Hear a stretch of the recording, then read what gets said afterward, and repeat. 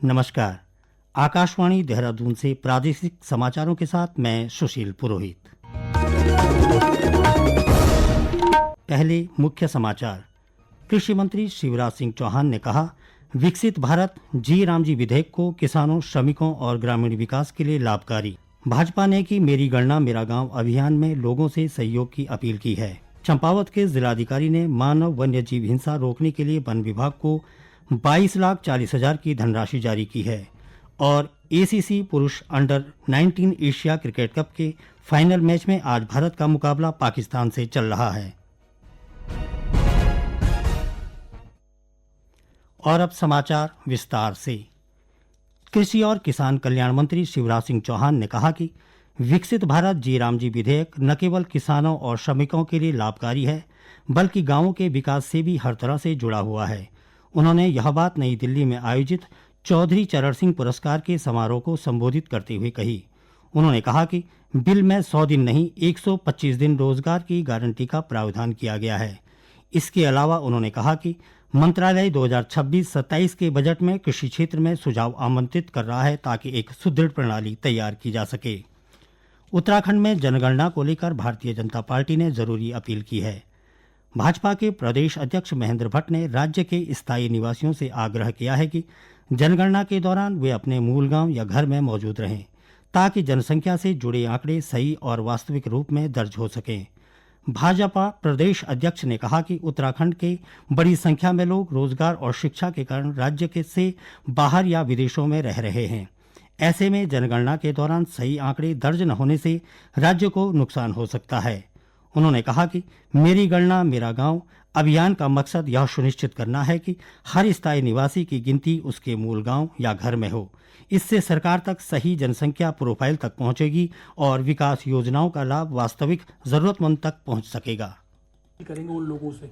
देखिए, मैं उत्तराखंड की भौगोलिक परिस्थितियों को ध्यान में रखते हुए आप इस बात को स्वीकार करते हैं कि उत्तराखंड के अंदर पहाड़ी जो गाँव हैं उनमें जनसंख्या अगर कम होगी तो निश्चित रूप पिछली बार हमारी कई विधानसभाएं पहाड़ी राज्यों से कम हुई हैं, वो विधानसभाएं कम नहीं होनी चाहिए। उसके लिए आवश्यकता है कि हम उत्तराखंड के जितने भी नागरिक हैं जो देश के हर कोने में हैं, मतदाता कहीं का भी हो सकता है, लेकिन उसकी गणना उसके गांव में, जनगणना जब भी होगी उसे अपने गांव में करानी चाहिए, जिससे कि वो अपने गाँव के मूल भाव से जुड़ा रहे। इसलिए हमने एक अभियान लिया है, मेरी गणना मेरा गाँव।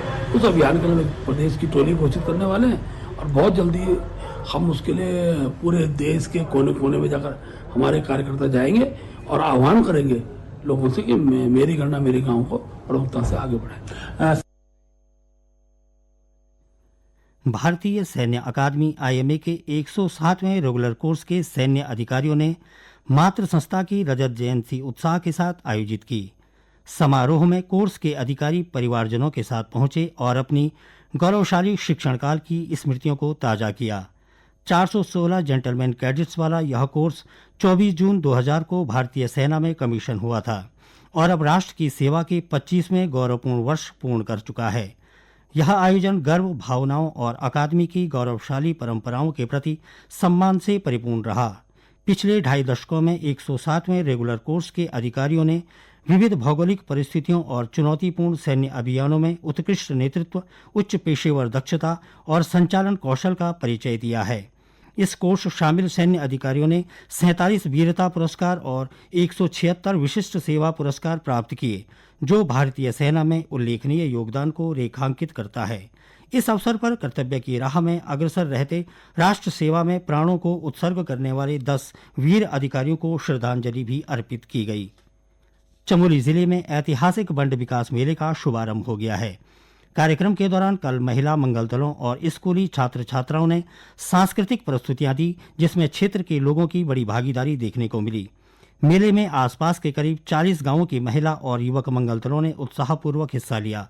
7 दिवसीय इस मेले में बड़ी संख्या में व्यापारिक दुकानें लगी हैं। वहीं सरकारी स्टॉलों के माध्यम से लोगों को विभिन्न जनकल्याणकारी योजनाओं की जानकारी और लाभ भी मिल रहा है। इस अवसर पर विधायक लखपत बुटोला ने कहा कि ऐसे मेले क्षेत्र के चहुमुखी विकास में महत्वपूर्ण भूमिका निभाते हैं। उन्होंने कहा कि मेले के माध्यम से स्थानीय संस्कृति की झलक मिलती है और इसका संरक्षण भी होता है। ये समाचार आकाशवाणी के देहरादून केंद्र से प्रसारित किए जा रहे हैं। ताज़ा समाचार के लिए आप हमारे सोशल मीडिया एक्स व Facebook page Akashvani news Uttarakhand को फॉलो कर सकते हैं। साथ ही ये समाचार हमारे YouTube channel Akashvani news Uttarakhand पर भी उपलब्ध हैं। चंपावत जिले के जिलाधिकारी मनीष कुमार ने मानव वन्यजीव हिंसा रोकने के लिए वन विभाग को 22,40,000 की धनराशि जारी की है। जिलाधिकारी ने कहा कि मानव वन्यजीव संघर्ष की बढ़ती घटनाओं पर नियंत्रण के लिए ग्रामीण क्षेत्रों की सुरक्षा सुदृढ़ करने की जरूरत है। उन्होंने कहा कि ग्रामीण और वनवर्ती क्षेत्रों में गुलदार, भालू, बाघ समेत अन्य वन्यजीवों की आवाजाही बढ़ी है, जिससे संघर्ष की घटनाएं बढ़ रही हैं। इन घटनाओं को न्यून करने, वन्यजीवों को सुरक्षित पकड़ने और बचाव कार्यों को त्वरित बनाने के लिए आधुनिक संसाधनों की आवश्यकता है। उन्होंने कहा कि जारी धनराशि में हिंसक वन्यजीवों को पकड़ने के लिए 9 पिंजरे, एक ट्रैंक्विलाइजिंग गन, ततैया रेस्क्यू सूट और वाइल्ड लाइफ स्टोर किट खरीदी जाएगी। चमोली व रुद्रप्रयाग जिले की सीमा पर स्थित कार्तिक स्वामी मंदिर में दक्षिण भारतीय श्रद्धालु की संख्या लगातार बढ़ रही है। यात्रियों की बढ़ती संख्या को देखते हुए मंदिर की सुरक्षा व्यवस्था सुदृढ़ करने के निर्देश दिए गए हैं। इस क्रम में पुलिस अधीक्षक चमोली सुरजीत सिंह पंवार ने मंदिर की सुरक्षा व्यवस्था का निरीक्षण किया। निरीक्षण के दौरान जनपद चमोली व रुद्रप्रयाग पुलिस के मध्य समन्वय बैठक भी आयोजित की गई, जिसमें सीमा क्षेत्र में कानून व्यवस्था, श्रद्धालुओं की आवाजाही, पैदल ट्रैकिंग रूट की सुरक्षा और किसी भी आपात स्थिति में त्वरित व प्रभावी समन्वय पर विशेष बल दिया गया। साथ ही मोहनखाल चौकी में स्थायी पुलिस पोस्ट निर्माण को लेकर भी चर्चा की गई। गौरतलब हो कि कार्तिक स्वामी मंदिर जनपद चमोली एवं जनपद रुद्रप्रयाग की सीमा पर कनकचौरी गांव के समीप लगभग 3050 मीटर की ऊंचाई पर स्थित है।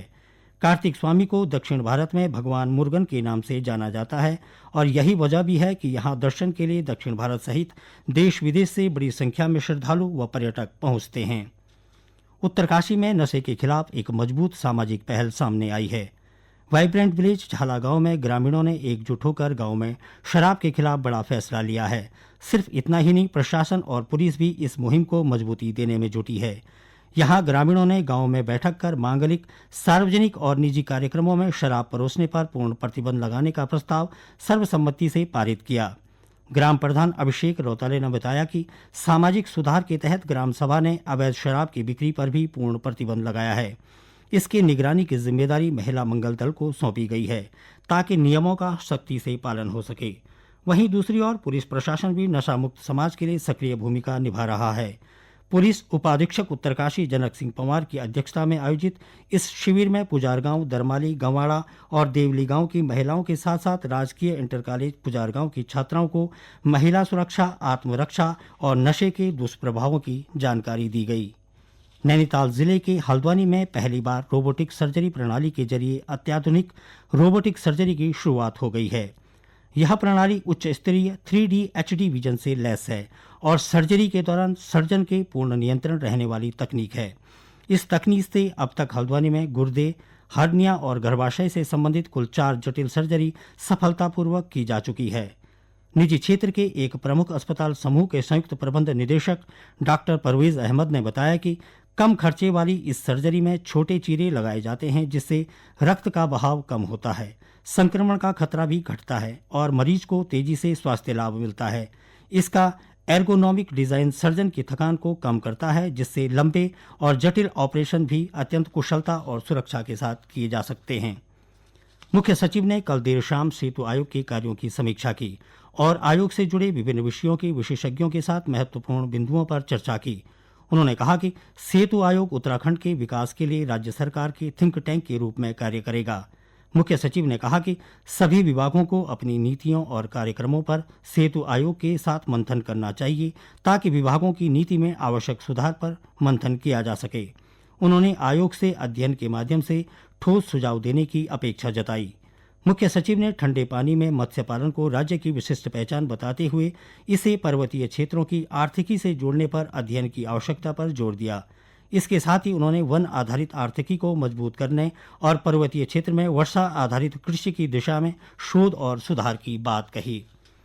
एसीसी पुरुष अंडर 19 एशिया क्रिकेट कप के फाइनल मैच में आज भारत का मुकाबला पाकिस्तान से चल रहा है। भारत ने टॉस जीतकर पहले गेंदबाजी का निर्णय लिया। दुबई में खेले जा रहे इस मैच में पहले बल्लेबाजी करते हुए पाकिस्तान ने 32 ओवर में 2 विकेट के नुकसान पर 225 रन बना लिए हैं। वहीं महिला क्रिकेट में भारतीय टीम आज श्रीलंका के खिलाफ 5 मैचों की T20 श्रृंखला का पहला मैच खेलेगी। यह मुकाबला विशाखापत्तनम में शाम 7 बजे शुरू होगा। अंत में मुख्य समाचार एक बार फिर। कृषि मंत्री शिवराज सिंह चौहान ने कहा, विकसित भारत जी रामजी विधेयक को किसानों, श्रमिकों और ग्रामीण विकास के लिए लाभकारी। भाजपा ने की मेरी गणना मेरा गांव अभियान में लोगों से सहयोग की अपील की है। चंपावत के जिलाधिकारी ने मानव वन्य जीव हिंसा रोकने के लिए वन विभाग को 22,40,000 की धनराशि जारी की है।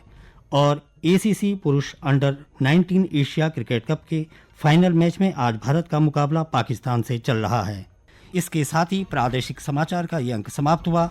अगला समाचार बुलेटिन शाम 6:30 बजे प्रसारित किया जाएगा। नमस्कार।